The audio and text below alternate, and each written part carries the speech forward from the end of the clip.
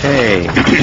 Good afternoon, everyone, and welcome to the December 2nd, 2008 meeting of the Glendale Redevelopment Agency. May we have the roll call, please? Agency members: Draymond. Here. Quintero. Here. Weaver. Here. Yusefian. Here. Chairman Najarian. Here. May we have your report? The agenda for the December 2nd, 2008 regular meeting of the Glendale Redevelopment Agency was posted on Wednesday, November 26, 2008 on the bulletin board outside City Hall. Thank you. The next item? Next item is approval of minutes. So moved. Second. We have a motion and a second, and with no objections or corrections, the minutes are approved as submitted. Chair, should be an abstention from Mr. Yusefian. Thank you. Yusefian, noting an abstention from Mr. Yusefian, the minutes will be approved as submitted. The next item, please. Next item is oral communication. Discussion is limited to items not part of this agenda. Each speaker is allowed 5 minutes, and members of the redevelopment agency may question or respond to a speaker, but there will be no debate or decision, and the matter may be referred to staff to the executive director for an investigation and a report. I don't have any cards, unless this is, no. I have no cards for oral communications. I will close that portion of the agenda. The next item, please. Next item on the business agenda at 6A is public hearing. Director of Development Services regarding parking exception for the fast food restaurant Philly's Best to be located at 107 East Broadway for 10 spaces at 6A1 is a motion approving parking exception subject to comments and conditions from the agency. Thank you. Item 6A. It is a public hearing, and I will open the public hearing at this point. And I do have a card from Mr. Eric Ashton.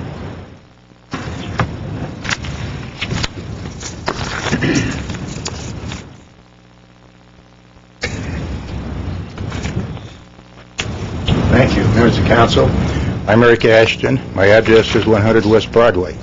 I support this parking exception.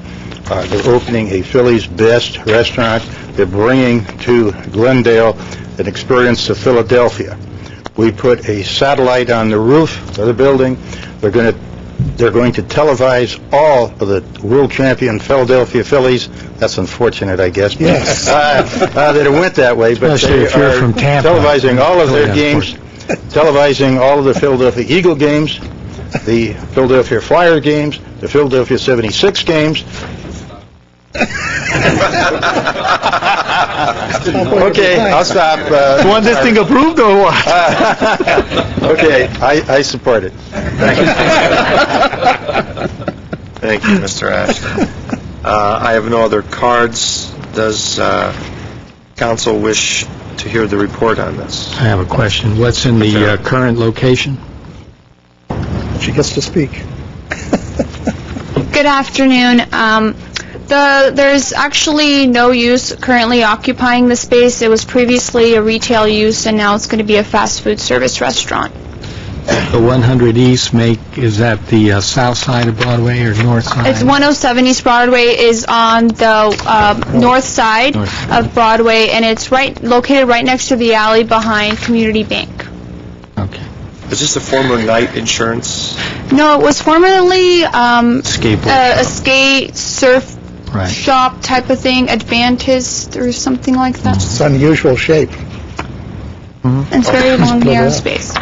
It's next to China. Okay. This is a parking exception for 10 spaces. Correct. We do have the marketplace, the Exchange Garage adjacent, as well as the marketplace. Correct. Staff has met with the Traffic and Transportation Division, and we feel that parking can be absorbed in either the marketplace or exchange parking garages, and that mostly the customers will be from nearby downtown uses, so they'll be walking to the location. But parking can definitely be accommodated at either parking garage. One other question. How many people can sit in there and watch all these Philadelphia games? Well, it's about 1,200 square feet. The maximum occupancy, I believe, would have to be determined by building and Doesn't look safety. like much room. But there's not a believe there's lot of about Philly 10 fans in Glendale, as far as I know. I believe there's going to be about 10 tables and a counter area to service Pretty customers. small. It shows about 34 seats. Can be crowded About in there. right. I'll move 6A1. Second. I will close the public hearing with Mr. Quintero's motion. And I'll second, yes. Second by Mr. Yusefian. If there's no further discussions, let's take roll. Agency members Draymond. Yes. Quintero. Yes. Weaver. Aye. Yusefian. Chairman Najarian. Yes. Let's move to 6B, please. 6B is another public hearing, Director of Development Services regarding parking exception for 35 spaces and proposed new facade design for the full-service restaurant Panera Bread to be located at 300 North Grand Boulevard. B1 is a motion approving parking exception subject to comments and conditions from the agency, and that B2 is a motion approving proposed new facade design subject to comments and conditions from the agency. Again, this is a public hearing, and I will open the public hearing at this time. I do have a request to speak on this item by Mr. Barry Allen.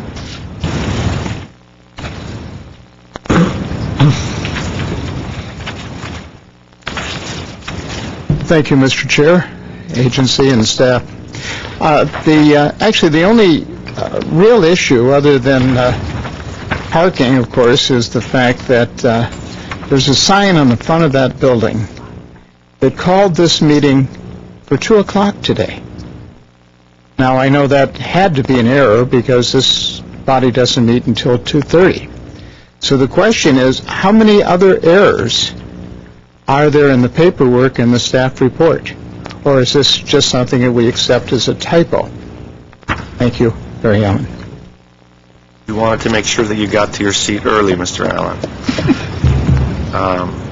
And I haven't been to the building, so I can't address the posted time. However, the important thing is that it is not after the time that we commenced this meeting. Before. Before it was, it's after. It's important that we didn't notice it for 3:30, for example. Right. And we have the meeting, Before and someone and wishing to address would be barred from doing so. You're right, you're right. But still, we want to make sure that we run efficiently, so I'm sure we can double-check our posting Nobody else shows procedures. Okay, would anyone like to hear from staff on this? What's intended? Why don't we hear briefly, this is a... Actually, I have a question. You have questions? Who's going to give the presentation? Mr. Lanzafame? Or Jackie? Let's hear about this, and then we'll have some questions for you.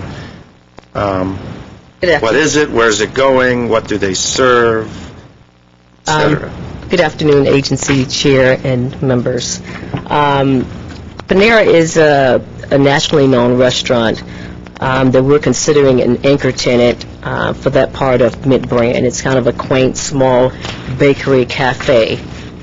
They serve freshly prepared soups, salads, sandwiches, breads. They're open for breakfast, lunch, and dinner. They're going into 300 North Brand, which was previously a retail use. Because they're a restaurant use, they need a parking exception to occupy the space. They need a 35-space parking exception. The good thing is that there are 2 lots located adjacent to the property. That's lots 2 and 3, directly behind the site, and they're within 500 feet of the Orange Street garage. In addition to needing the parking exception, they will also need design review. They've done very minor improvements, some new windows, doors, relocating the door, a new color scheme. We've requested that they incorporate a trash enclosure into the project because currently they're not in compliance with city code. They were gladly willing to add that to the project. Today we have here the architect of the project, Russ Stout, as well as the owner and his brother, Jeff and Ed Halpern, if you have any questions for them or for me.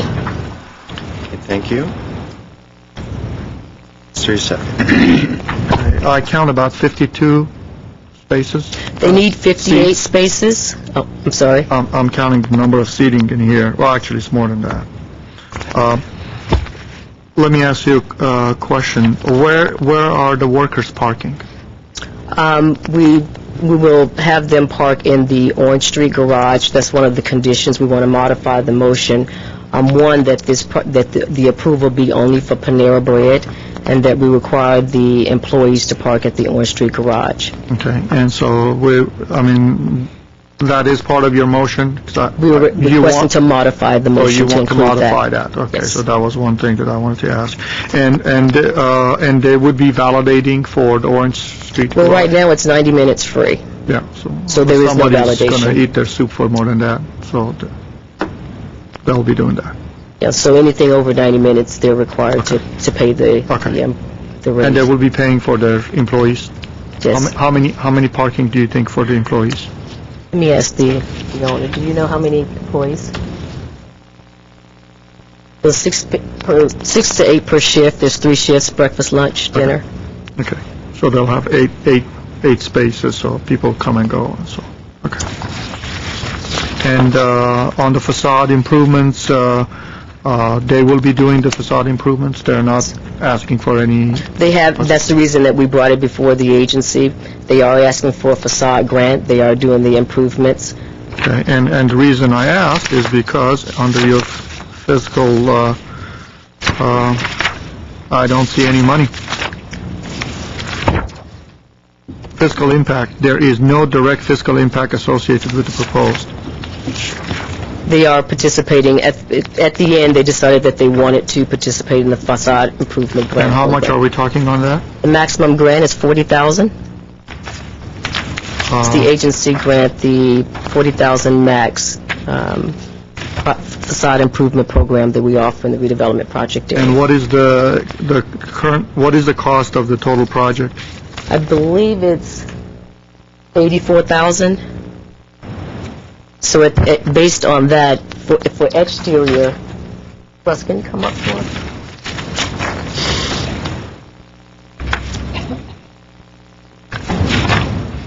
Can you provide the numbers for the exterior? Sure. Better give your name for the record first. Russ Stout from Russell Stout Associates, 4635 Cass Street in San Diego. The contractor's estimate for the exterior facade was $82,541. And what are you doing to it? We're basically relocating the existing entry storefront doors to the north, taking down the existing tower that is there, removing all the awnings and lighting and replacing them, painting the building, creating an alcove for a trash enclosure for the dumpster at the rear, and cutting some exit doors and a transformer room door at the rear as well. Are you getting new storefronts? Putting new storefront on the California side as well. Okay, so you have to cut those open? Yes. And you're putting in all new storefronts on the front? Right now, we were 2 sections were staying remaining and 2 were being new. So the glass type will match? Yes. Okay. And while you're looking at your cost estimates, what's the total TIs? The TI is about $450,000. Yeah, because you got to put in a new kitchen and all the stuff. This was Ethan Allen, so they had no kitchen. Mr. Starter? Just a quick procedural question. None of the motions before us that I can see include approval of the facade grant. My point, I guess the point I'm trying to make to the question is they apply for that separately and go through the normal process, and as long as they meet the conditions, that would be approved administratively. That's why you don't see a fiscal impact here, because the facade grant isn't before you. Okay. But it will come to council? I understand it would not. It's administrative. Is that correct? Just like all the others. Mr. Chairman, members of the agency, when you approved the facade grant program, it was administered administratively. How's that for words? So as long as we do that through consultation with... Then explain to me, why is it that when we did the banquet hall on Brand, we had to vote on that? When there are significant improvements that we think you'd want to see, we do bring those as a We facade voted on the improvement. design, but we also voted on the $40,000 grant. I can't remember. Sure. I remember it very specifically because there was some issue brought up about Mr. Weaver, whether or not he can vote on it or not, or was a conflict of interest. So are you objecting to this process or what we did back Well, I just want to know which process we follow. Then let me suggest, I mean, the advice here is that It would this be would here be now. approved administratively, but we'll go back and see what occurred then, and We have to further bring away. it, if we have to bring that back, we will. We'll check. Okay, why don't you do that? Absolutely. Check those, We'll bring would you like us to bring the facade grant itself back? Oh, I'm sorry, I was... No, I think the point is we will we check just out need to what check happened with the what happened banquet hall and before. clarify exactly what did occur, and we'll get you the information on that. Let's be consistent with all the procedures that we follow. Precisely. Can I add something to that? At the time we looked at the banquet hall, which was Royal Palace, was at the time when you gave us direction to start looking at those administratively. yes, I thought. Because we actually, that was a two-phase process there. We were actually coming before you for the design review, but also how we should handle in the future any of those projects, for any Okay, of so those that's when we That's when change you the change the process? process. Okay, Okay, that's fine. yeah, that Okay, clarifies it. that's fine. I have a late card submitted by Mr. Milano. Mr. Milano. Going to err on the side of free speech. Have we opened the hearing? Thank you very much, I My guess. colleagues are looking at me. If looks could kill, I'm a dead man. You could be a candidate for one of the offices that Obama may have available in his cabinet, so it's a good thing. My name is Herbert Milano, and members of the Redevelopment Agency. For those of us who have been looking at this apparent relationship between campaign contributions and the eventual decisions that this body does, oftentimes are troubled by the things that we see. The facade improvements that I have encountered in the past usually were from monies that came from the federal government through the CDBG funds. And it was in one of those cases where we, at least I was able to see on Form 460, a contribution of $10,000 given to Mr. David Weaver, Councilman Weaver, from the owners of the Royal Palace Banquet Hall. Within the year, there was a contribution being made in return in the form of a facade improvement grant. I don't remember the amount, but it was either $40,000 or $60,000, some number similar to that, to offset some of those costs. For those of us who are very much interested in the integrity of this body and in the perception of integrity throughout your decisions, we're bothered by those tactics. This is a banquet hall where Mr. Weaver had other activities with regard to preparation for his daughter's wedding. This is the same banquet hall where there are other activities, other of Mr. Weaver's foundation or nonprofit organization activities. And so there seems to me a very clear quid pro quo. You help me out with these particular activities, you help me out with a campaign, I'll help you out with a facade improvement. And it is there that, I have been looking for the day when an item of this comes before you, that you're able to declare, yes, we had a campaign contribution of so-and-so, and I will vote irrespective of the contribution that I received. I think that type of clarity allows the public to have a higher level of confidence with regard to how you make your decisions. And this is not the only one. Again, going back to behavioral economics, there is a significant amount for you to gain if you are getting significant amounts in the past from campaign contributions to the decisions that you eventually decide to do. For example, giving variances to a particular business entity, parking variances, or giving parking variances to a particular developer. And it is the same developer who is basically giving the campaign contributions. So this is a concern, except that nobody's going to call Mr. Weaver because people are not paying attention. But those of us who are, do notice. Thank you. Mr. Yusefian, then Mr. Otero. I'd just like to make that very clear that rules have changed since then. We cannot take money 90 days prior and 90 days after a subject matter is in front of us.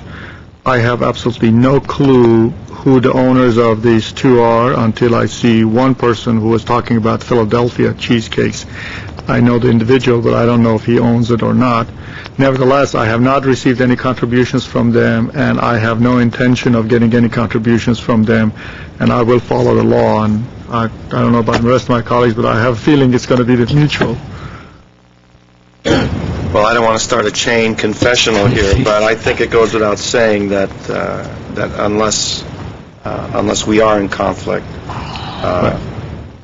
and declare a conflict, that we're uninfluenced by anything outside the four corners of the staff report and the best interests of the city. Mr. Quintero. I have no idea who the owner-operators of this franchise are. However, I am familiar with Panera Bread since it's a publicly traded corporation. I have researched the company and chose not to buy any stock, but I do suggest that people take a good look at Panera. It's down, and I think it's a great concept. But specifically, I think it's a great concept for brand. I think they're going to do very well on this corner. And as we all know, Ethan Allen was there for many, many years, and they moved out. And I think, quite frankly, this is a much better use of that corner. I think they're going to have a very successful business. At the bare minimum, I think people who are tired of waiting in line at Porto's will decide to go over to Panera. So I'm very glad they're in town, and congratulations to the new owners, whoever they are. Betty will be calling you. Thanks. Do you have any comments, Mr.? Well, actually, Want to one, close but I think the Mr. hearing? Weaver also had his hand. When you close the public hearing. Okay. And I'll wait till then as well. Okay. I'll just say a few remarks, and then we'll close, and then I'll call on my colleagues. I think this is a great addition to Mid-Brand. Much of the patronage that they will be receiving are going to be from the workers and professionals in the nearby office towers, myself being one of them. I may use the word professional loosely. And I don't think that the parking exception that they're requesting is going to create any issues of traffic or congestion. We're obviously encouraging everyone to park in our parking garages and in the adjacent lots that are down there. I think it will be a great addition, and I would love to dine with my colleagues one day as soon as they're open. I have no other cards. I will close the public hearing. I didn't say that. There goes the headline. Mr. Weaver.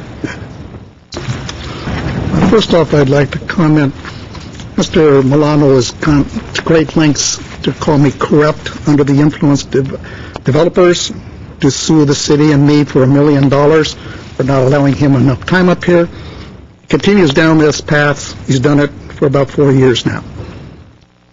I don't like people standing up here and accuse me of things when they're flat out lying. Not fibbing, lying. Mr. Milano gets up here and makes statements like I get 10,000. Show me where.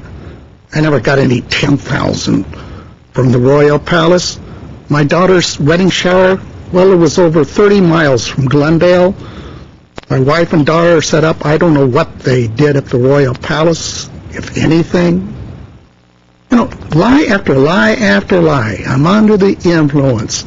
They're doing facade improvements. Yeah, I sat with the owner of the company, and I said, look across the street at the renderings of the Americana.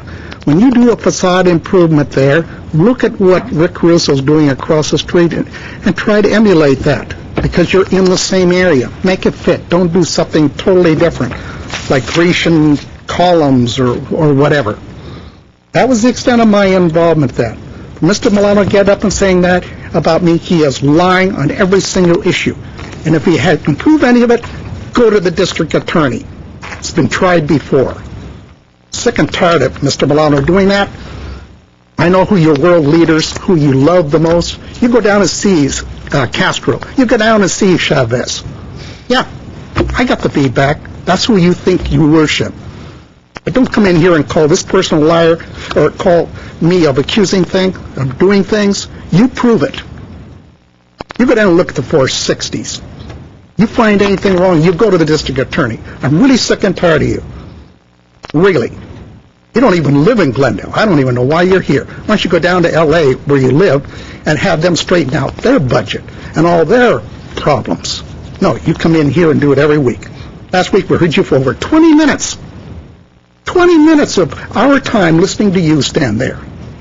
And we'll hear it at the special meeting probably. We'll hear it at oral tonight, and then you'll get up on half the issues and talk. Like I really care. Now, as to why we're here, and I don't know why this was allowed, because it had nothing to do with this item. It was an attack on me. So, Mr.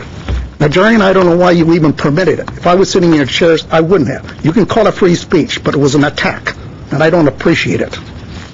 As to Panera Bread, love it. I think it'll be a great addition there. We need further things to activate mid-brand.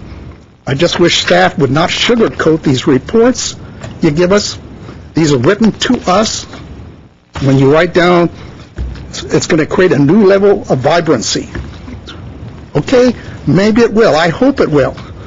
But you don't need to tell us it's going to do it. Mid-brand is becoming a center of dining and entertainment. I didn't know that was happening yet. Why do I get the complaints then? Why aren't we helping mid-brand more? I don't understand. The most confusing thing, which just drives me up the wall, is the 2 lots behind Panera Bread are going to be sufficient for their parking requirements. 24-Hour Fitness uses the lots totally. They're going to use it. And if they don't like it, there's no room. They can go down to the Orange Street garage, where everybody else is supposed to be going to. Yeah, they're going to walk clear down to the Orange Street garage a block away. I talked to merchants today on brand who received the new parking meters, and they received complaints from their people, their clients, coming in complaining about the parking meters. And when they're told, well, you can park 90 minutes for free just behind our building, you know what the people tell them? It's too far away. They want to park right in front and walk in. If they have to walk a block, it's too far. You want to believe that stuff? Well, then we sit here and say, well, if you're in the Panera Bread, you can walk down. Well, about a half a block further. I mean, don't put these things in the report. We're finding parking all the time. We've had other things we want to put into the Orange Street garage, parking-wise, and what do we get told? There's no room. Yet, for this, we're doing it. I'm voting for it. I'm all for it. But don't sit up here and give us double-dip stuff that just isn't truthful, in my opinion. I'm for it. I can't wait for you to open so I can come down and try some of your goods. Thank you very much. Mr. Weaver. Well, to the folks from Panera Bread, welcome to Glendale. And I would just like to state for the record that I'm not under the influence of either contributors or anything else, or the bread. I just wanted to say that I've been to Panera Bread outlets elsewhere, and they're pretty terrific business. I like their business model. I think they'll be a great addition to our city, and that was the extent of my comments, Mr. Chair. Thank you. Thank you.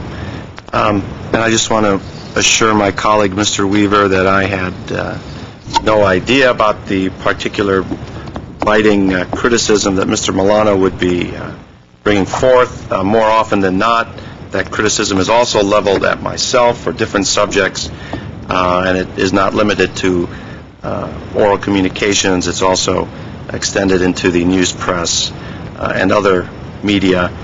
So as long as his comments were germane, and it's a very broad standard pertaining to the subject matter and our jurisdiction, I am compelled to permit him to continue, as offensive as those comments may be. Therefore, if there's no other comments... Mr. Chair. I would like to make a motion. I would like to make an amended motion that Panera Bread provide parking 8 spaces in Orange Street garage for their employees. That's my amended motion. I'll second it. Ms. Van Muyden. There's another condition that needs to be added to that motion that has to do with the parking exception being specific to the use described in the staff report, and that any change in use shall void the parking exception or require filing of a new parking exception request in consideration thereof. And that would mirror the typical condition that we have on parking exceptions. Sounds good. That includes my motion. And if I you agree. If you will amend that with this thought that, to be consistent, we've been requesting that the employees park at the upper levels of the parking structure to free the lower levels for the patrons. That will be added to the motion, the second condition of the motion. Sounds good. I accept the addition. I have a question. How do we go about monitoring the employee parking? I forgot. What is it that we do to monitor the parking with the If monthly with the tax, I employers on think brand? that we identify. With past parking exceptions, we have been able to tag the cards that they were using and then run a report on those cards. Yeah, no, I knew we had a process for doing it. It just wasn't clear. Okay, thank you. Let's take roll. Just Mr. a Weaver. comment. I'm down there quite often in Orange Street garage. Second level is starting to fill up. So employees or somebody's moving in. It's working. Let's take roll. Agency members Freeman. Yes. Quintero. Yes. Weaver. Aye.